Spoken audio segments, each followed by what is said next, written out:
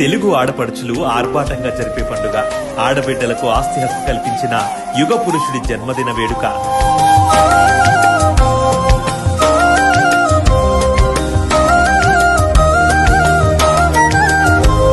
మే 27, 28, 29 తేదీల్లో 3 రోజుల పాటు మన కడప గడ్డపై అంగరంగ వైభవంగా మహానాడు వేడుక. ప్రపంచాన్ని జయించే శక్తి తెలుగు వారికి ఉంటే అందులో ముందుండేది మా ఆడబిడ్డలే ఉంటారు.